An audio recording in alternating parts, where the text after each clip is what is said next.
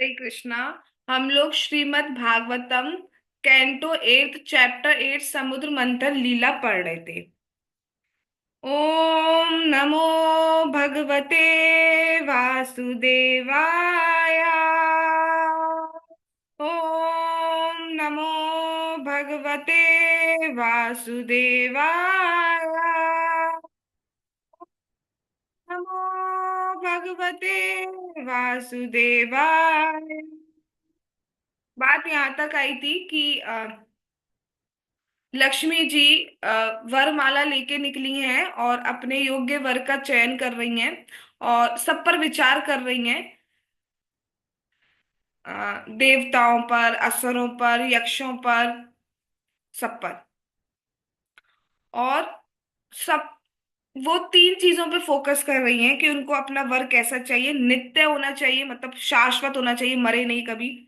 दूसरी बात, उसमें जो गुण हो वो ऐसे हो कि हमेशा बने रहे, ऐसा नहीं हो कि एक टाइम के बाद चले जाएं। और तीसरा, उनमें कोई भी दोष नहीं हो, ऐसे वर का वो चयन कर रही है। तो सबके ऊपर एम्फेसाइज कर रही है, फोकस कर रही है कि क्या ये योग्य है। तो देख रही है कि किसी में कोई गुण है तो उसमें कुछ अवगुण पाया जा रहा है, किसी में कोई गुण है तो उसमें फिर दूसरा अवगुण पाया जाता है। कोई भी ऐसा नहीं है जो दोष रहित हो, जिसमें एक भी गुण नहीं है। तो बहुत सारी बात की थी, कोई तपस्यावान है तो उसने क्रोध पर विजय नहीं पाई है, किसी के पास बहुत ज्ञान है तो उसके पास इच्छाएं इतनी है। और हर कोई किसी ना किसी पे आश्रित है, मतलब स्वयं ईश्वर नहीं है वो तो श्री जी हैं, तो वो ऐसा चाहते हैं जो स्वयं ईश्वर हो, जिसके जिस जो सबको कंट्रोल कर सके, जिसको कोई कंट्रोल नहीं कर सके। तो ऐसा अभी तक उन्हें कोई नहीं दिख रहा है। अब आगे आज औरों पे भी विचार कर रही हैं, देखे आज हम उसको देखते हैं।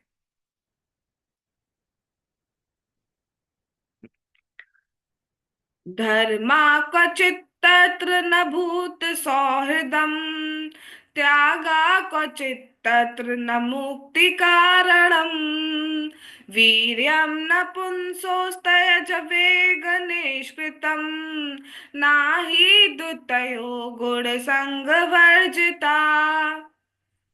अनुवाद और तात्पर्य बाय श्रीला प्रभुपाद। भले ही किसी के पास धर्म का पूरा ज्ञान क्यों ना हो, फिर भी वह समझ जीवों पर दयालु नहीं हो सकता। किसी में, चाहे वो देवता हो मनुष्य हो, त्याग हो सकता है, किंतु वह मुक्ति का कारण नहीं होता। भले ही किसी में महान बल क्यों ना हो, फिर भी वह नित्य काल की शक्ति को रोकने में अक्षम रहता है। भले ही कोई भौतिक जगत की आसक्ति से विरक्त हो चुका हो, फिर भी वह भगवान की बराबरी नहीं कर सकता है। अतएव कोई भी व्यक्ति प्रकृति के भौतिक गुणों के प्रभाव से पूरी तरह मुक्त नहीं है। तात्पर्य, इस श्लोक में धर्मा क्वचित तत्र न भूत सौहृदम कथन अत्यंत सारक गर्भित है।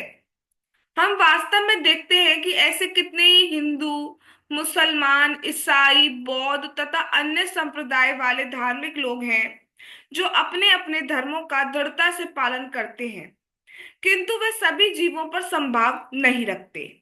निसंदेह वे अपने को धार्मिक तो कहते हैं, किंतु बेचारे पशुओं का वध करते रहते हैं। ऐसा धर्म निरर्थक होता है। श्रीमद् भागवतम 1.2.8 के अनुसार, धर्मा स्वनिष्ठम पुंसाम विश्व सेना कथा सुया, नोत्पाद्य यदि रतिम श्रम ही केवलम। कोई अपने संप्रदाय के धार्मिक सिद्धांतों को पालने में कितना ही पटु क्यों ना हो, किंतु यदि उसमें भगवान से प्रेम करने की प्रवृत्ति नहीं पाई जाती, तो उसके द्वारा धार्मिक सिद्धांतों का पालन समय का अपव्यय मात्र है। मनुष्य को वासुदेव से प्रेम करने की भावना विकसित करनी चाहिए। भक्त का लक्षण यही होता है कि वह हर एक का मित्र होता है। भक्त धर्म के नाम पर बेचारे पशुओं का वध नहीं होने देता। बनावटी धार्मिक पुरुष तथा भक्त के बीच में यही अंतर होता है। हम देखते हैं कि इतिहास में अनेक वीर पुरुष उत्पन्न हुए हैं, किंतु वे भी क्रूर काल के हाथों से बच नहीं पाए हैं। यहाँ तक कि सबसे बड़ा वीर पुरुष भी जब कृष्ण काल रूप में आते हैं, भगवान की शासन शक्ति से बच नहीं सकता। इसका वर्णन स्वयं कृष्ण ने किया है, मृत्यु सर्व हरश्चाहम। भगवान मृत्यु रूप में प्रकट होकर वीर पुरुष की तथाकथित शक्ति को छीन लेते हैं। यहाँ तक कि हिरण्यकश्यपु भी अपने को नहीं बचा पाया जब उनके समक्ष नरसिंह देव काल रूप में प्रकट हुए। किसी की भौतिक शक्ति या पराक्रम भगवान की शक्ति के सामने शून्य है। तो देखिए अब यहाँ पर क्या वर्णन किया जा रहा है। पहली लाइन में कहा जा रहा है कि किसी के पास धर्म का पूरा ज्ञान क्यों ना हो फिर भी वह जीवों पे दयालु नहीं हो सकता। तो यहाँ पे बात की जा रही है धर्म का पालन करना अपने आप में बहुत बड़ा गुण है। बट उसके बाद देखा जाता है कि धर्म का ज्ञान तो है लेकिन फिर भी जीवों पर दयालु नहीं है, सब जीवों पर समभाव दृष्टि नहीं रख पा रहे, सब पर दया नहीं कर पा रहे। जैसे कि अभी हमने तात्पर्य से पढ़ा कि हिंदू मुस्लिम सिख ईसाई डिफरेंट डिफरेंट संप्रदाय हैं, तो अपनी सब अपने धर्म का पालन कर रहे हैं लेकिन पशुओं का वध कर रहे हैं, तो ये किस टाइप का धर्म है। तो एक तरफ तो आप बहुत मतलब गुण है कि धर्म का पालन कर रहे हो, लेकिन एक तरफ बहुत बड़ा अवगुण हो गया कि आप पशुओं का वध कर रहे हो। आप प्रवचन दे रहे हो धार्मिक सिद्धांतों पे, धार्मिक प्रिंसिपल्स में, और उसमें उस सभागार में जितने लोग बैठे हैं उनके पेट में पशु पड़े हुए हैं, पशु पड़े हुए मतलब पशु खा के बैठे हुए हैं। ये किस तरीके का मतलब धर्म है।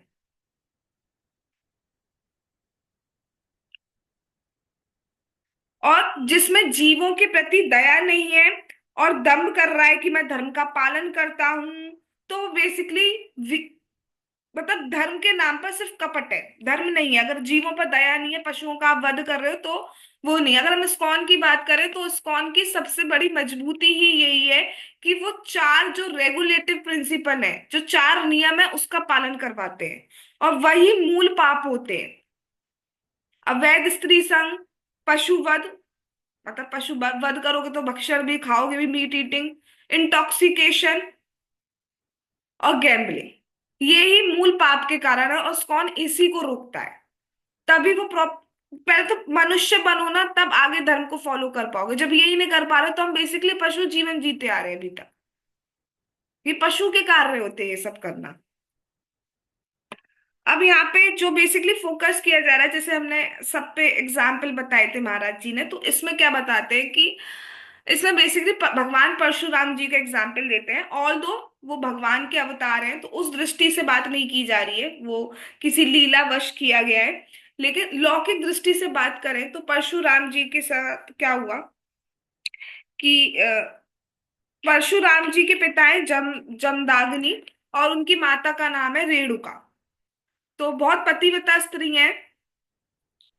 जो जमदाग्नि थे वो अपने आश्रम में है, अपना जो भी नित्य कर्म है और जो भी भगवान का ध्यान आदि ये सब करते हैं। एक बार ऐसा हुआ कि रेणुका जी जो थी माता, वो एक घड़े में पानी भरने गई, तो कलश लेके गई थी भरने नदी पर।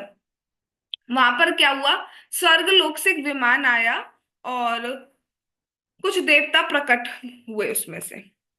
अब उन्होंने आज तक स्वर्ग लोक का विमान नहीं देखा था, देवता आदि नहीं देखे थे, तो कुछ क्षण वो देखने में लग गई, और देखने में वो ये लग गई कि विमान कैसा होता है, वहां के देवता कितने मतलब प्रभावशाली होते हैं, ये देखने में लग गई। अचानक से उन्हें स्मरण हुआ आया कि कुछ टाइम ज्यादा लग गया है, अब मैं वापस लौटूंगी तो स्वामी गुस्सा करेंगे, नाराज होंगे। तो वो जल्दी जल्दी पहुंचती हैं और अपने पति के पास खड़ी हो जाती है, पानी रख देती हैं। और अब उनके पति को भी लग रहा था कि ये इतना लेट क्यों आई है आज, जब रोज टाइम पे आती है। तो लेकिन उनके पास सिद्धि थी, उन्होंने ध्यान किया, उन्हें पता चल गया कि ऐसे किसी को देख रही थी, और उन्हें बहुत क्रोध आ गया। तो क्रोध उन्हें आ गया, तो उनके जो पुत्र थे, सबसे छोटे थे परशुराम जी, बाकी बड़े पुत्र भी थे, तो पहले उन्होंने बड़े पुत्रों को आज्ञा दी कि अपनी माता का वध कर दो। तो उनके बड़े पुत्रों ने इस आज्ञा का पालन नहीं किया। फिर उन्होंने अपने सबसे छोटे पुत्र परशुराम जी से कहा कि अपनी माता का भी वध कर दो, और ऐसे मेरे पुत्रों का भी वध कर दो जो पिता की आज्ञा का पालन नहीं करते। परशुराम जी ने अपना धर्म समझा कि अपने पिता की आज्ञा का पालन करना, बट ऑब्वियसली बात है ये भी एक धर्म होता है। एक पुत्र का, एक पुत्री का कर्तव्य होता है कि अपने पिता की, माता की आज्ञा का पालन करें, तो उस हिसाब से ये धर्म है। तो उन्होंने क्या किया, अपना फरसा उठाया और अपनी माता का भी वध कर दिया और अपने भाइयों का भी वध कर दिया। अब एक चीज समझ लीजिए, पहले कुछ दोष बुद्धि नहीं रखिएगा। उन्होंने वो इसलिए किया क्योंकि उन्हें पता थी जब ये कार्य मैं पूरा कर लूंगा तो उसके बाद मेरे पिता प्रसन्न हो जाएंगे और मुझसे वर मांगने के लिए कहेंगे। और मैं वर में यही मांगूंगा कि मेरी माता को जिंदा जिंदा कर दीजिए दोबारा, और मेरे भाइयों को भी कर दीजिए। तो वो भगवान है, वो ये कर सकते हैं। तो ऐसा ही हुआ। जब उन्होंने वध कर दिया तो वो प्रसन्न हुए, उन्होंने पूछा आप क्या चाहते हैं, और उन्होंने यही मांगा, तो वो वापस से जिंदा हुए सब। लेकिन अब लोक दृष्टि में तो ये गलत एग्जाम्पल सेट हो गया। एक तरफ तो आप पिता की आज्ञा का पालन कर रहे हैं, एक तरफ आप जीव हत्या कर रहे हैं, तो वो सही नहीं है। जैसे पिता की आज्ञा का पालन करना जरूरी है, ऐसे माता का आज्ञा का पालन करना भी जरूरी है। तो जैसे जो बड़े भाई थे उन्होंने उस वक्त मना कर दिया कि हम वध नहीं करेंगे माता का, ऐसा ही करना चाहिए था। लेकिन परशुराम जी का उद्देश्य अलग था, वो कुछ और एग्जाम्पल सेट करना चाह रहे थे कि दोनों चीजें बैलेंस हो जाए। अब हर कोई तो ये नहीं कर सकता, हमसे कोई कहे कि इस धर्म का पालन कर दीजिए, तो हमने सपोज वध कर दिया। अब हम तो उसे दोबारा जिला नहीं सकते ना, हम तो दोबारा जिंदा नहीं कर सकते। तो हमारी तरफ से तो ये धर्म किस टाइप का धर्म है कि एक तरफ तो हाँ एक बात मान ली तो वो धर्म हो गया, लेकिन दूसरी तरफ तो हम अधर्म कर दे रहे हैं। तो एक गुण तो है कि हाँ चलो पिता की आज्ञा का पालन किया, पर एक अवगुण भी तो हो गया कि हत्या कर दी दूसरे की।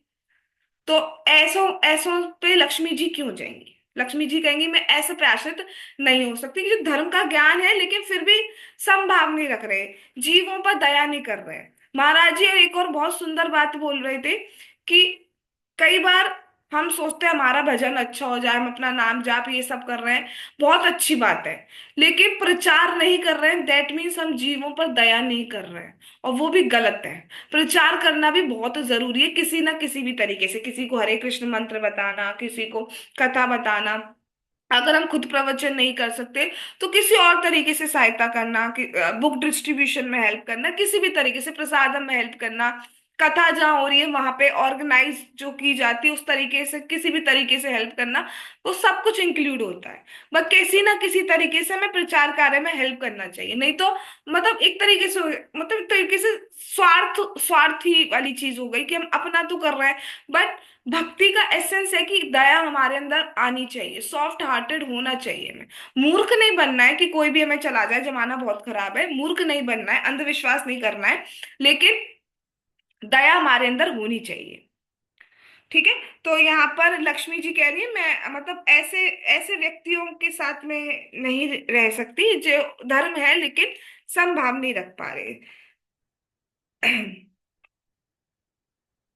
उसके बाद बात की जा रही है कि चाहे कोई देवता हो मनुष्य हो, उसमें त्याग हो सकता है लेकिन वह मुक्ति का कारण नहीं होता है। तो संसार में धन का, शरीर का, या कोई भी सुविधा को त्यागना बहुत बड़ा गुण है। अगर हम त्याग रहे हैं कुछ चीज तो हम कहते हैं देखो कितने बड़े त्यागी हैं, देखो कितने बड़े विरक्त हैं, हम कहते हैं बहुत सम्मान की दृष्टि रखते हैं उसके लिए जो त्याग करता है। लेकिन वो त्याग भी मुक्ति का कारण नहीं बन पाता, उल्टा बंधन का कारण बन पाता है। अब ये कैसी बात की जा रही, त्याग कैसे बंधन का कारण पड़ जा रहा है? अब सपोज मेरे पास बहुत पैसा है, ठीक है फॉर एग्जाम्पल, और मैं कहूँ ठीक है मैं अपने बच्चे को दान दे दे रही हूँ, मैंने त्याग कर दिया अपने बच्चों को, तो ये किस टाइप का त्याग हुआ? ये तो उल्टा बंधन में बांधने वाला हो गया ना, कि बच्चों को ही दे दिया। अगर यही यही जो पैसा मैं भगवान की सेवा आदि में करती तो वह मुक्ति का कारण बन जाता। बट जनरली समाज में ऐसा होता ही कितना है।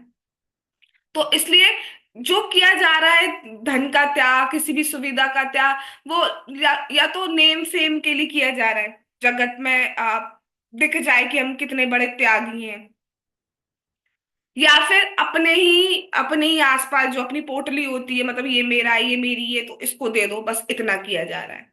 भगवान के लिए नहीं करे रहे हैं तो वह मुक्ति का कारण नहीं बन रहा है। तो ऐसे त्याग का कोई फायदा नहीं है जो आपको त्याग, बल्कि आप त्याग भी कर दे रहे हो और आपको उल्टा बंधन में ही पड़ना पड़ रहा है, आपको मुक्ति नहीं मिल पा रही। तो ऐसे त्याग का फायदा ही क्या है? कोई फायदा नहीं। अब हम सपोज करें कि हम एक टाइम खाना खाएंगे, बहुत बढ़िया बात है, एक टाइम खाएंगे। लेकिन एक टाइम में हम कुछ भी खा रहे हैं तो ऐसे त्याग का कोई फायदा नहीं है, क्योंकि भगवान ने भगवत गीता में कहा है, यज्ञ शिष्टाशिनः संतो मुच्यन्ते सर्वकिल विषय भुंजते तो हम पापा ये पचन्ते आत्म कारणात्। आप लोगों का फेवरेट श्लोक 3.13 जिसके अकॉर्डिंग अगर प्रसाद नहीं खाते हैं तो हम पाप ही खाते हैं। तो अगर अगर हम ये कहें कि हम एक टाइम खा रहे हैं, 1.5 टाइम खा रहे हैं, ऐसे त्याग का कोई अर्थ नहीं है। त्याग वास्तव में ये है कि हम प्रसाद ही पाएंगे, प्रसाद के अलावा कुछ नहीं खाएंगे। ये त्याग है, और ये त्याग आपको मुक्ति कराने वाला है। ये त्याग आपको हमको मुक्ति कराने वाला है, क्योंकि भगवान की प्रसन्नता के लिए त्याग हो गया।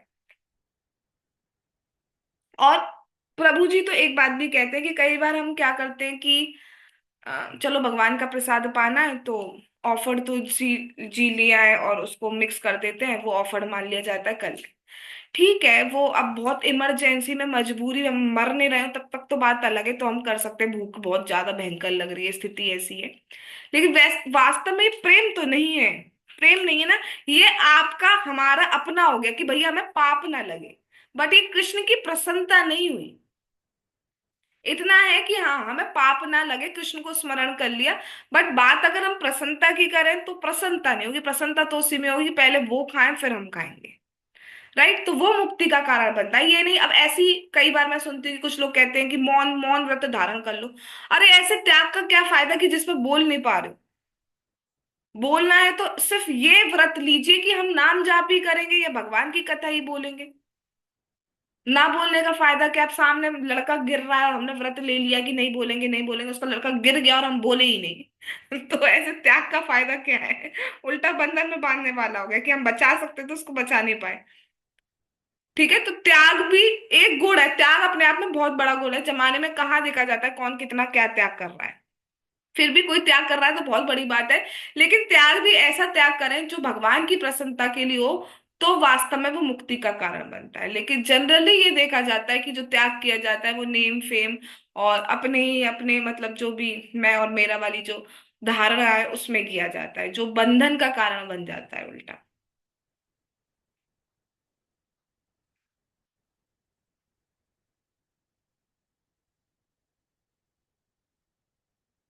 महाराज श्री कहते हैं, भगवान हरि ही महापात्र है, जिसमें अगर आप सारी वस्तु डालें, महापात्र मतलब बहुत बड़ा बर्तन है, बर्तन कम नहीं बोलना चाहिए, महापात्र है कि जिसमें सब कुछ डालो तो हर कोई प्रसन्न हो जाता है। तो वास्तव में अगर हम कुछ त्याग कर रहे हैं तो हमें भगवान की प्रसन्नता के लिए करना चाहिए।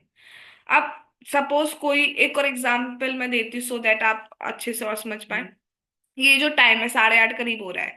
अब इस टाइम आप लोग, अगर मैं भक्ति से आने से पहले बात करूं क्या करते थे, तो आप सबके अलग अलग आंसर होते हो सकते हैं कि ये देखती थी, ये टीवी शो देखती थी, यहाँ पे दोस्त के संग घूमने जाते थे, कुछ भी कह सकते हैं। राइट। अब आप क्या करें कि हमने त्याग कर दिया, हम कुछ नहीं करेंगे, हम एक रूम में बैठेंगे और बिल्कुल शांत 1 घंटा में ऐसे ही बैठे रहेंगे, रूम की दीवारों को देखेंगे। तो ऐसे त्याग का क्या मतलब है? त्याग वास्तव में ये कि आप इसको प्रॉपर यूटिलाइज कर पा रहे हैं। भगवान इससे इस मतलब इससे ज्यादा तो कुछ बेस्ट हो ही नहीं सकता कि आप भगवान की वार्ता सुन पा रहे हैं, भगवान का नाम सुन पा रहे हैं, भगवान की कथा सुन पा रहे हैं। तो वास्तव में त्याग है तो ये त्याग है जो मुक्ति का कारण बने, वो त्याग नहीं जो बंधन का कारण बने। ठीक है, अब आगे बात की जा रही है कि भले ही किसी में महान बल क्यों ना हो, फिर भी वह नित्य काल की शक्ति को रोकने में अक्षम रहता है। तो महान बल की बात करें तो किसी किसी में बहुत बल होता है, बहुत पराक्रम होता है। जैसे हम बात करें हिरण्यकश्यपु की बात करें, रावण की बात करें, कार्तिकेय अर्जुन की बात करें, इनमें बहुत और भी इत्यादि इत्यादि बहुत पराक्रम है, बहुत बल है। हिरण्यकश्यपु इतने इतने ज्यादा पराक्रमी थे कि जो ब्रह्मा जी ने सृष्टि की हुई है उसमें जो विधि विधान बनाए हुए हैं उस तक को उन्होंने उल्टा कर दिया था हिरण्यकश्यपु ने। क्या उल्टा कर दिया था? जैसे सीजन सेट किए गए हैं, इस सीजन में ये फल आएगा, इस सीजन में ये आएगा। उसने क्या करा हिरण्यकश्यपु ने कि पेड़ों को ऐसा कर दिया कि 12 के 12 महीने सारे फ्रूट आने चाहिए। भूमि को आदेश दिया कि 12 के 12 महीने सारी फसलें आनी चाहिए। और कहते हैं कि जो लोग त्याग कर रहे हैं, मतलब त्याग, अब हम त्याग करने वालों को अच्छा मानेंगे ना, इस टाइम तपस्वी है, तपस्या कर रहे हैं, उसको हम अच्छा मानेंगे। वो कहते हैं हिरण्यकश्यप कि तुम अभी भी दुख भोग रहे हो त्याग में, तो तुम वही दुख के लाए, तो तुम जाओ नरक में जाओ। जबकि तपस्या आदि करके उच्च लोकों में जाना चाहिए, उन्होंने उनको नरक भेज दिया। और जो मतलब पापमय कार्यों में लगे हुए हैं, उल्टे सीधे शौक आदि की मैं बात करूं, तो ये लोग मस्त है, ये लोग बढ़िया लोग हैं, इनको सरक जाना चाहिए। तो पूरी विधि विधान का उल्टा ही कर दिया। और महाराज श्री कह रहे थे कि अगर अगर उन्होंने भक्त प्रहलाद के प्रति अपराध नहीं किया होता, भक्त के प्रति अपराध कर दिया इसलिए भगवान स्वयं आए, नहीं तो अभी तक हिरण्यकश्यप का राज्य चल रहा होता। मतलब इतना पराक्रम था उनमें, इतना बल है उनमें, हिरण्यकश्यप में। रावण को तो आप सब जानते हैं, मतलब दीवारों पर देवता थे, मैं एग्जैक्ट नहीं बता पा रही हूँ। जो उनका महल था, रूम था, उसमें चंद्रमा आदि उसमें लगे हुए थे। इतना पराक्रमी था। बस देखते थे, मतलब डरते थे सब उनसे। और कार्तिक के वीर अर्जुन की बात क्या करूं।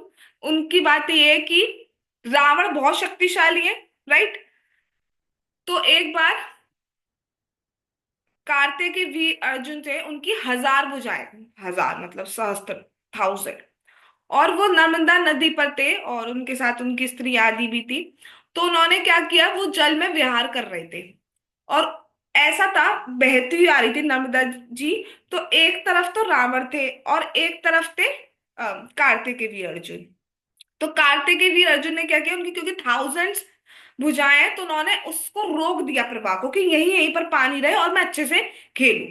तो उधर रावण स्नान कर रहा था, तो वहां का पानी रुक गया। अब उसको गुस्सा आ गई रावण को कि भैया ऐसा किसने है कि पानी रोक दिया, नदी का प्रवाह ही रोक दिया है। तो वो जाकर देखते हैं, तो यहाँ पर क्या है कि कार्तिकेय वीर अर्जुन ने ऐसे ऐसे रोक रखा है। तो ऑल दो रावण इतना शक्तिशाली था, उनको भी कार्तिकेय वीर अर्जुन ने अपनी एक भुजा से ऐसे करा और बांध दिया। इतना शक्तिशाली था, जिसने रावण तक को कंट्रोल कर दिया। और रावण की तो हम बात ही क्या करें, वो सारे देवताओं को कंट्रोल में लगा हुआ था।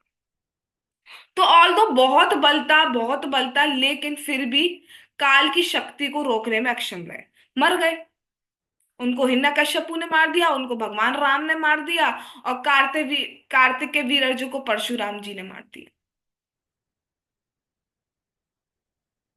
उनको, जो कार्तिक के वीर अर्जुन थे, उनको भगवान के ही अवतार दत्तात्रेय का आशीर्वाद था, जिससे उन्हें 1000 भुजाएं मिली। और उनको भगवान के ही दूसरे अवतार परशुराम जी ने वध कर दिया।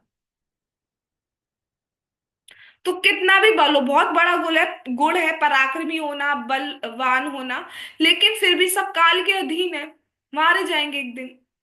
तो लक्ष्मी जी ऐसे के साथ क्यों वर चुने, ऐसे को क्यों वर चुने, जो एक टाइम के बाद चला जाएगा, रहेगा ही नहीं। नहीं रहेंगे हम मतलब लक्ष्मी जी।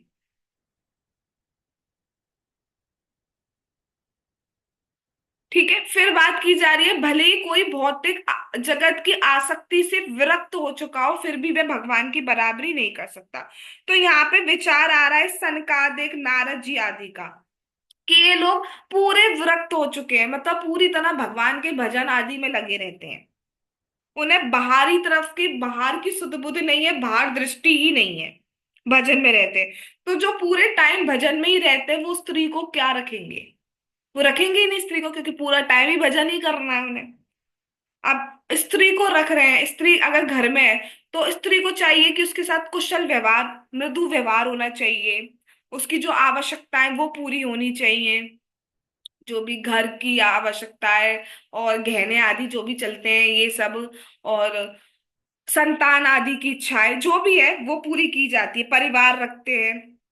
लेकिन जब ये इतने विरक्त हो चुके हैं, इतने विरक्त हो चुके हैं, विरक्ति अपने आप में बहुत बड़ा गुण है, भगवान का भजन कर रहे हैं, लेकिन जब स्त्री उचित व्यवहार ही नहीं कर पा रहे हैं, तो इनके साथ क्यों रखेंगे। तो ऑल दो ये बहुत बड़ा गुण है विरक्त रहना, लेकिन जब स्त्री उचित व्यवहार ही नहीं कर पा रहे, तो ये भी तो एक दोष हो गया कि स्त्री, अब वो सबको ही ये शिक्षा दे दे रहे हैं कि तुम भी विरक्त हो जाओ, तुम भी विरक्त हो जाओ, तुम भी फक्कड़ बाबा बन जाओ, तुम भी फक्कड़ बाबा बन जाओ। अब जब सब फक्कड़ बाबा बन जाएंगे, तो स्त्रियों का क्या होगा। तो ये एक दोष हो गया। तो ऐसे का आश्रय नहीं ले सकती लक्ष्मी जी, क्योंकि ये भी एक दोष है। तो इसलिए उन्हें कोई भी, तो किसी पे कोई गुण मिल रहा है, किसी पे कोई गुण मिल रहा है, लेकिन वो ये नहीं देख पा रही है जो सर्व गुण संपन्न उन्हें मिल पाए, तो उन्हें अभी तक कोई नहीं मिला।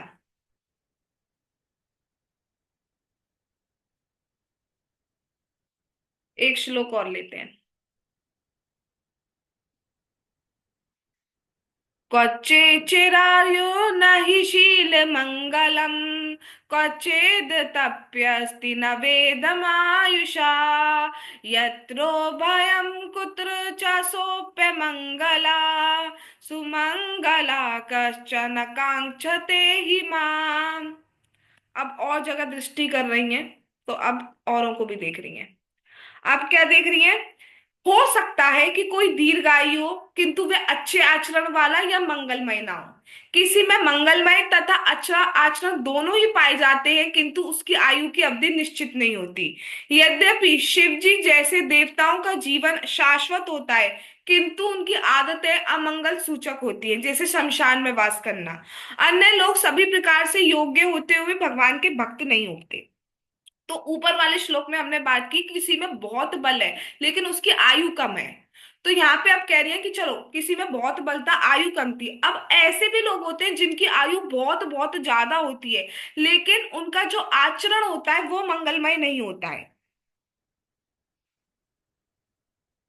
जैसे कि बात करें, मार्केंडे जी हो गए, लोमस ऋषि आदि हो गए, इनकी आयु बहुत लंबी है। लोमस ऋषि की आयु की बात करें तो जब ब्रह्मा जी, एक ब्रह्मा जी का पूरा राज्य काल बीतता है, तब उनके चेस्ट का एक बाल गिरता है, और जब उनके सारे बाल गिर जाएंगे तब वो जाएंगे। अब आप समझ सकते हैं कि कितनी लंबी आयु होगी।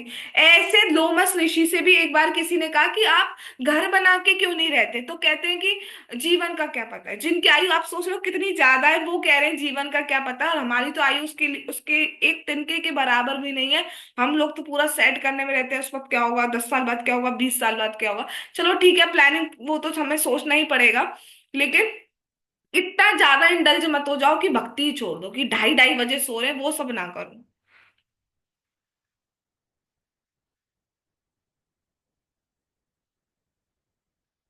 आप कह रहे हैं कि हाँ दीर्घायु तो है, लेकिन अगर अच्छे आचरण वाला ना हो, मंगलमय नहीं हो, तो क्या फायदा होता है। अब किसी में अगर अच्छा आचरण तो है, लेकिन उसकी आयु निश्चित नहीं है। अच्छा आचरण कैसे, जैसे रावण आदि है। मतलब यहाँ पे क्या, पहले मैं फर्स्ट को दोबारा थोड़ा सा एक्सप्लेन करूंगी।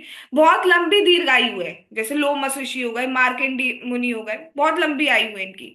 लेकिन अच्छा आचरण मंगलमय क्या बोला जा रहा है, आदतें खराब नहीं है। यहाँ पे ये बोला जा रहा है कि वो इतने विरक्त है, इतना उन्होंने अपने सेंसेस को कंट्रोल कर लिया है कि वो स्त्री को कैसे खुश रखा जाता है वो नहीं जानते। तो बहुत लंबी आयु है उनकी, लेकिन जब यही नहीं जानते स्त्री को खुश कैसे किया जाता है, तो स्त्री कैसे रहेगी उनके घर। आप दूसरी तरफ बोल रहे हैं कि जो जानते हैं स्त्री को कैसे रखा जाता है, लेकिन उनकी आयु निश्चित नहीं होती, जैसे रावण है, हिरण्यकश्यपु है। ये जानते थे कि स्त्रियों को क्या पसंद, स्त्री को कैसे पसंद किया जा सकता है, कैसे खुश होती है, कैसे रहना चाहिए, लेकिन उनकी आयु की अवधि निश्चित नहीं है। ऊपर हम पढ़ चुके हैं, वो काल के अधीन है। तो किसी में एक चीज है, मतलब आयु लंबी है, तो वो स्त्री को रखना नहीं जानते हैं। जो स्त्री को रखना जानते हैं उनकी आयु लंबी नहीं है। तो लक्ष्मी जी ऐसे के साथ नहीं रहेंगी। अब उनकी नजर जाती है शिव जी पर। शिव जी दीर्घायु भी हैं, और स्त्री को रखना भी जानते हैं। शिव जी दीर्घायु क्या बोला जाए, शिव जी तो अमर ही हैं। शिव जी तो शाश्वत है, मरते नहीं है शिव जी कभी। शाश्वत है शिव जी। तो बहुत लंबी आयु, आयु क्या बोलूं, मतलब शाश्वत हो गए। और और लेकिन और स्त्री, मतलब उनके पार्वती मैया के साथ रहते हैं, और प्रसन्न रहती है पार्वती मैया। इतना रहते हैं कि जब भगवान की कथा कर रहे होते हैं तब भी पार्वती जी उनके पास बैठी होती हैं। ऑल दो ये उचित व्यवहार सामाजिक दृष्टि से नहीं है, लेकिन शिव जी इतने विरक्त हैं कि अगर स्त्री साथ भी है तो भी पूरी तरीके से भगवान में है। शिव जी पर दोष नहीं रखना कि वो स्त्री के साथ बैठकर, अगर सामान्य मनुष्य ऐसे स्त्री के साथ बैठकर कथा दे तो दैट इज नॉट करेक्ट, गलत है वो। लेकिन शिव जी इतने महान है कि वो स्त्री के साथ भी कर रहे हैं तो भी वो विरक्त है पूरी तरीके से। ऐसा ही हुआ कि एक बार चित्रकेतु महाराज जा रहे थे, तो उन्होंने देखा कि अपने विमान पे बैठ के जा रहे थे चित्रकेतु महाराज, तो उन्होंने देखा शिव जी के मतलब खाई पर पार्वती जी बैठी हैं, और सामने बहुत सारे देवता, सॉरी, बहुत सारे ऋषि मुनि गण आदि बैठे हैं, और शिव जी भगवान की कथा कर रहे हैं। तो वो जानते थे कि शिव जी की, वो शिव जी की महिमा बता रहे कि शिव जी कितने महान है, साथ में उपस्थित होते हुए भी वो भगवान की कथा में इंडल्ज है, जबकि सामान्य जन में ये नहीं दिखा, वो अपने उस पर ही ध्यान देने लगे, भगवान की कथा तो बाद में कर पाएंगे। तो वो व्यंग में कहते हैं ऐसी, मतलब शिव जी से व्यवहार अच्छा है तो शिव जी से व्यवहार में ऐसे ही कहते हैं कि ये मतलब कैसे कथा करके कुछ ऐसे ही कहते हैं, एग्जैक्ट मुझे लाइन याद नहीं है। अब पार्वती जी को रुष्ट हो जाती है कि ये कैसे कह रहे हैं स्वामी के लिए, ये कैसे कह रहे हैं हमारे लिए, तो वो उनको श्राप दे देती हैं। जबकि और वो चाहते थे उस श्राप का प्रतिकार कर सकते थे, भगवान के भक्त हैं वो, लेकिन वो एक्सेप्ट करते हैं, और नेक्स्ट जन्म में वो वृत्तासुर बनते हैं। ऑल दो फिर शिव जी बताते हैं कि नहीं ये गलत है, वो हमारी प्रशंसा कर रहे हैं, वो ये कह रहे हैं कि हम कितने विरक्त हैं कि साथ होते हुए भी भगवान की कथा में लगे हुए हैं। तो शिव जी शाश्वत भी है, शिव जी ये भी जानते हैं स्त्री को कैसे रखा जाता है, बट फिर भी एक कुछ अमंगल आदतें हैं, वो क्या है, जैसे शमशान में वास करना, राख लगाना, हड्डियों के मतलब आभूषण पहनना, और अ, बालों की बात करें तो जटा बांध के रखते हैं, कभी कंघी वगैरह भी नहीं करते। तो ऑल दो इसके पीछे रीजन है, वो ये दिखाते हैं कि ये जो शरीर है वो एक दिन मिट्टी में ही मिलना है, तो इसमें इतना ज्यादा पागल से मत हो जाओ, भजन में लगो अपने। लेकिन बाहरी दृष्टि से देखा जाए तो ये मतलब ऐसे डर जाएंगे ना, मतलब ऐसे कोई सोचो आपके पास सो रहे हो रात को कोई ऐसे आ जाए, कोई ऐसे राख लगा के, तो डर ही जाएंगे। तो अमंगल सूचक होंगी ना, तो इसलिए कह रहे हैं कि ऐसे के साथ भी नहीं रह सकती।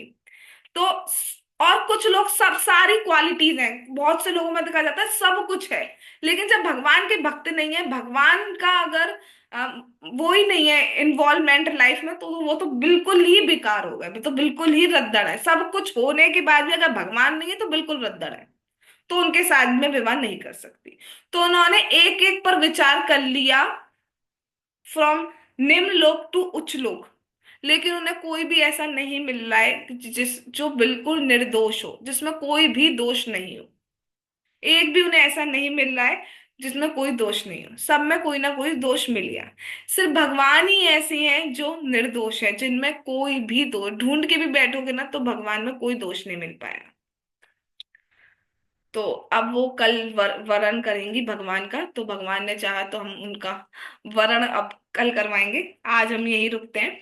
जगत गुरु श्रीला प्रभुपाद की जय, श्रीमद् भागवतम महापुराण की जय, महाकुंभ की जय, श्री श्री गौर निताई की जय, श्री श्री कृष्ण बलराम की जय, श्री श्री ललिता विशाखा राधे श्याम की जय, श्री वृंदावन धाम की जय, हरे कृष्ण महामंत्र की जय, श्री जगन्नाथ श्री बलदेव श्री सुभद्रा महारानी की जय, नीताई गौर प्रेमानंदे हरि हरि बोल। हरे कृष्णा कृष्णा कृष्णा हरे हरे, हरे राम राम राम हरे हरे। वंशा कल्पतरुभ्यश्च कृपा सिंधु भयेव पतितानां पावनेभ्यो वैष्णवेभ्यो नमो नमः। All glories to assemble devotees, Hare Krishna, thanks for coming.